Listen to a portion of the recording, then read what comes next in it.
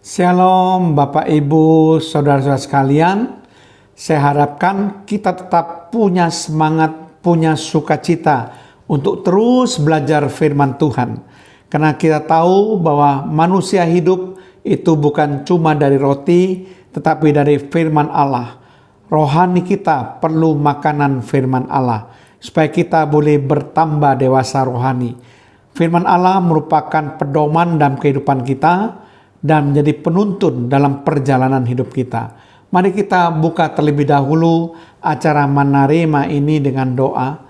Terima kasih Tuhan kalau kami diperkenankan untuk kembali berjumpa dengan acara Manarema hari ini.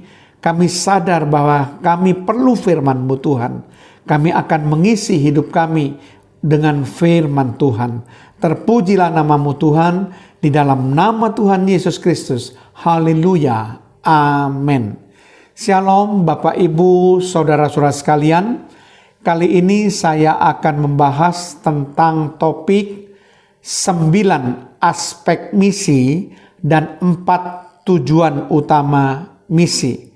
Kita nanti akan membahasnya satu persatu. Yang pertama saya akan membahas tentang 9 aspek misi, dan kemudian yang kedua saya akan membahas tentang 4 tujuan utama misi.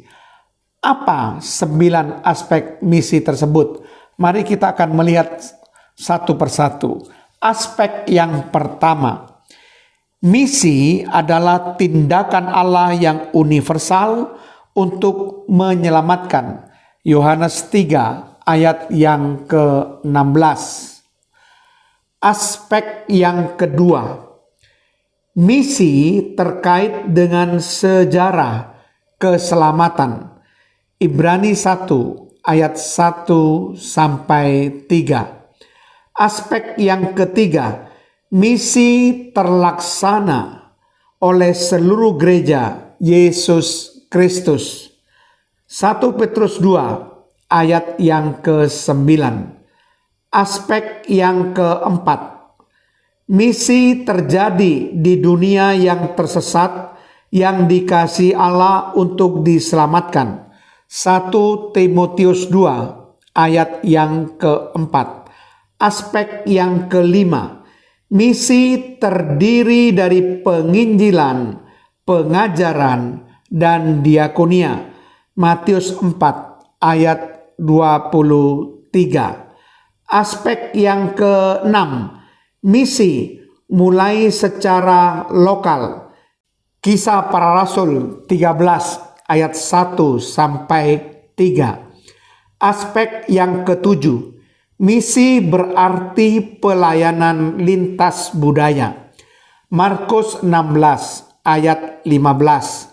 Aspek yang kedelapan, misi berusaha mencapai semua kaum, suku, dan bangsa atau etnis. Matius 24 ayat 14. Aspek yang kesembilan, misi terkait kerajaan Allah yang sudah mulai dan tetap dinantikan. Matius 28 ayat 20. Itulah ke-9 aspek misi. Dan sekarang kita akan membahas mengenai 4 tujuan utama misi. Kalau kita lihat, paling tidak misi memiliki 4 tujuan utama. Yang pertama, doxologis, artinya penyembahan kepada Allah. Wahyu pasal yang ke-7. Yang kedua, soteriologis, artinya keselamatan. Kisah Para Rasul 4 ayat yang ke-12. Yang ketiga, eklesiologis, artinya membangun gereja. Efesus 4 ayat yang ke-15. Dan yang keempat, yang terakhir adalah antagonistis, artinya kemenangan atas kuasa gelap.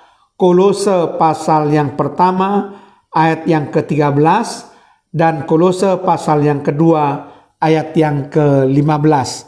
Itulah tentang 4 tujuan utama misi. Nah, Bapak Ibu Saudara-saudara sekalian, kita sudah membahas mengenai 9 aspek misi dan 4 tujuan utama misi. Mari kita berdoa. Terima kasih Tuhan kalau kami sudah belajar mengenai 9 aspek misi dan 4 tujuan utama misi.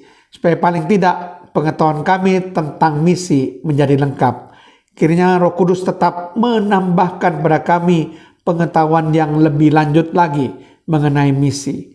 Di dalam nama Tuhan Yesus Kristus kami melepaskan doa kami dan mengucap syukur. Haleluya. Amin.